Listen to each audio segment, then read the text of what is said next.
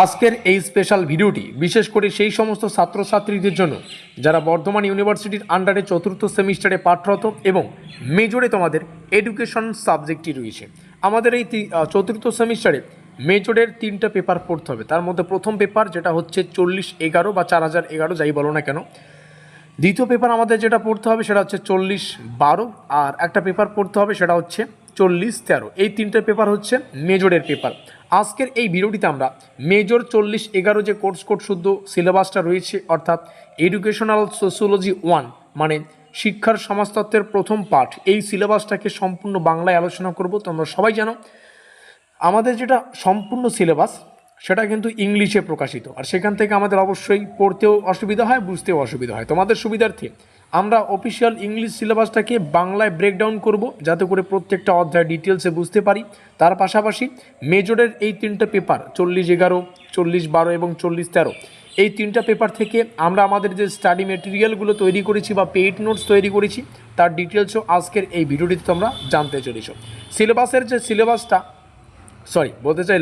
সিলেবাসের এই যে বাংলায় পিডিএফটা, এটা ডাউনলোড করতে পারবে একদম ফ্রিতে যদি আমাদের হোয়াটসঅ্যাপ গ্রুপে থেকে থাকো।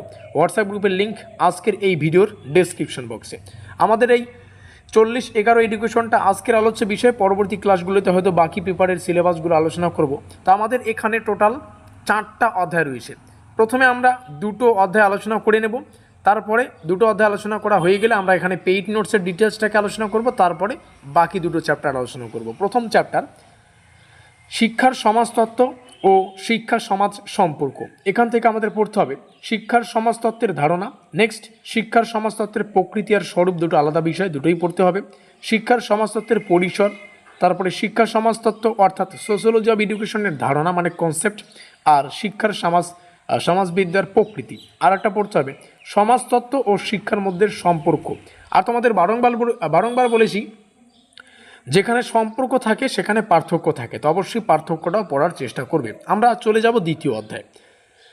দ্বিতীয় অধ্যায় আমাদের পড়তে হচ্ছে সামাজিক উপব্যবস্থা হিসেবে শিক্ষা ও সম্প্রদায়। এখানে 2টো টপিক, শিক্ষা আর সম্প্রদায়ের 2টো টপিকই পড়তে হবে, যেটা সামাজিক উপব্যবস্থা হিসেবে আমাদের পড়তে হচ্ছে।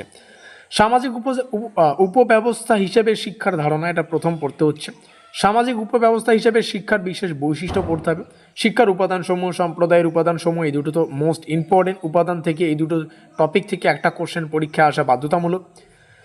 শিক্ষা ও সম্প্রদায়ের সম্পর্ক, ভারতীয় সমাজের জন্য শিক্ষা। তাহলে 2টো চ্যাপ্টার আলোচনা করে নিলাম। এবার আমরা যাব আমাদের তৈরি করা পেইড নোটসে। তার আগে একটা বিষয় দেখো, শিক্ষা ও সমাজতত্ত্বের এখানে সম্পর্ক আছে। উপরে যদি আসি, এখানে একটা সম্পর্ক আছে, সমাজতত্ত্ব ও শিক্ষার সম্পর্ক, এগুলো গুলিয়ে ফেলবে না, ঠিক আছে? এবং প্রত্যেকটাতে ধারণা, প্রকৃতি, স্বরূপ, পরিসর পাবেই। এখানে 3টা দেখো কী কী পেলাম, ধারণা, প্রকৃতি, স্বরূপ, পরিসর।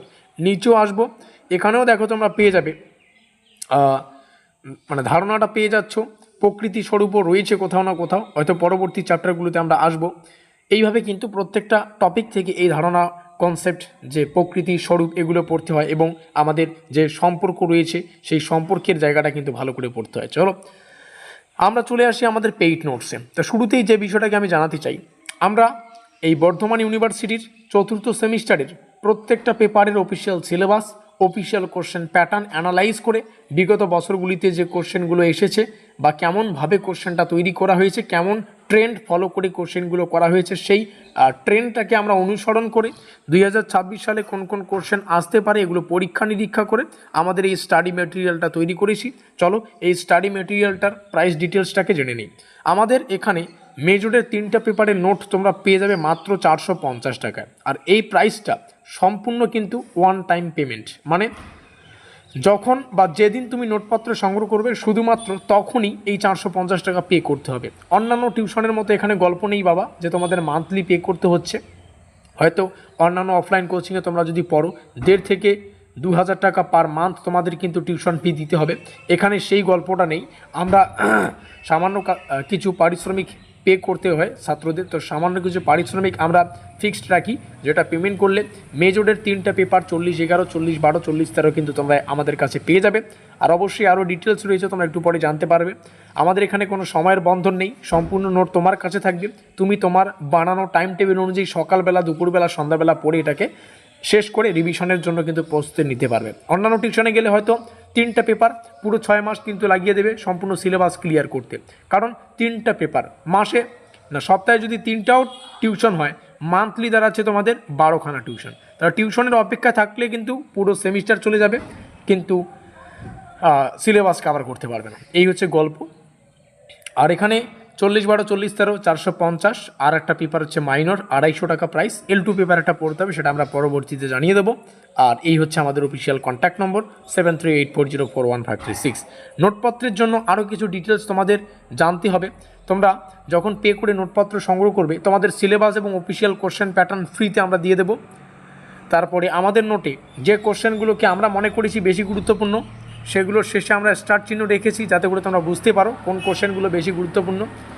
আমাদের নোটে প্রত্যেকটা কোশ্চেন বাংলা এবং ইংলিশে পাবে, তবে উত্তর সম্পূর্ণ বাংলাতেই রাখা আছে। বাংলা এবং ইংলিশে এই কারণে কোশ্চেনগুলোকে রাখা আছে যাতে করে তোমরা তোমাদের প্রস্তুতিটা দ্বিগুণভাবে নিতে পারো। যার যে ভাষা পড়তে বুঝতে সুবিধা সে ভাষায় শুধুমাত্র কোশ্চেনটা বুঝে নেবে এবং উত্তর সম্পূর্ণ বাংলায় পাবে। আমরা চেষ্টা করেছি সম্পূর্ণ সিলেবাসটা ক্লিয়ার করার এবং অধ্যায়ভিত্তিক সাজেশন দেওয়ার, মানে যে কোশ্চেনগুলো বেশি গুরুত্বপূর্ণ সেগুলোর শেষে স্টার চিহ্ন তো পাবেই, তার থেকে বড় কথা অধ্যায় ভিত্তিক পিডিএফ আমরা দেওয়ার চেষ্টা করব। যেহেতু 4টা অধ্যায় রয়েছে, আমরা প্রত্যেকটা অধ্যায়ের জন্য আলাদা আলাদা পিডিএফ দেওয়ার চেষ্টা করব। Is that clear? এগুলো পাবে পিডিএফ ফরম্যাটে। তোমরা চাইলে A4 সাইজে সুন্দর করে প্রিন্ট আউট করে নিয়ে পড়তে পারো, মোবাইলে পড়ে খাতায় রিভিশন করতে পারো। এই হচ্ছে টপিক। 3য় অধ্যায় সামাজিক পরিবর্তন আর শিক্ষা, এটা পড়তে হচ্ছে। দেখো, ধারণা, সামাজিক পরিবর্তনের প্রকৃতি, কারণসমূহ, ভারতের সামাজিক পরিবর্তনের সমস্যা পড়লে সমাধানও পড়তে হচ্ছে, সামাজিক পরিবর্তনের প্রেক্ষিতে শিক্ষা, এগুলো আমাদের পড়তে হচ্ছে। 4র্থ অধ্যায় সামাজিক স্তরবিন্যাস আছে, শিক্ষা রয়েছে এবং সমতা রয়েছে। ইতিমধ্যে যা যা পড়লাম প্রত্যেকটাকেই একটা অধ্যায়ে কিন্তু মিক্স আপ করা হয়েছে এই 4র্থ অধ্যায়টাকে। সামাজিক স্তরবিন্যাসের ধারণা, তারপরে সামাজিক স্তরবিন্যাসের প্রকৃতি, আর প্রকৃতি পরিধি যেমন বললাম অনেক জায়গায় পাবে, এগুলো পড়বে এবং নিচে আসলে বাকি টপিকগুলো দেখতে পাচ্ছি। তো যাই হোক, সিলেবাস বুঝে নিলে, দেখে নিলে কতগুলো চ্যাপ্টার। এখন কাজ হচ্ছে একটা উপযুক্ত স্টাডি মেটেরিয়াল সংগ্রহ করা, একটা পেইড নোটস সংগ্রহ করা। আর আমাদের এই কোর্সটার ডিটেলস এখানে দেওয়াই ছিল। এই রইল যোগাযোগ নম্বর, এখানে যোগাযোগ করে মেজরে 3টে পেপারের প্রাইস এখানে জেনে পে করে নোটপত্র সংগ্রহ করো। উইথিন 1 মিনিট এই সম্পূর্ণ নোটপত্রটা তোমাদের কাছে পেয়ে যাবে। তোমরা যদি একটু পরিশ্রম করে পড়ো, উইথিন 1 মান্থ তোমরা কিন্তু পেপারগুলো পড়ে শেষ করতে পারবে, বাকি সময়টুকু রিভিশন নিতে পারবে। নিচে রইল যোগাযোগ নম্বর। তোমরা বুদ্ধিমান, তোমরা জানো তোমাদের কী করা উচিত। একটা কথা, তোমাদের সাফল্যই আমাদের লক্ষ্য, সেই হিসেবে নোটপত্রটা তৈরি করা হয়েছে। দেখা হচ্ছে পরবর্তী ক্লাসে।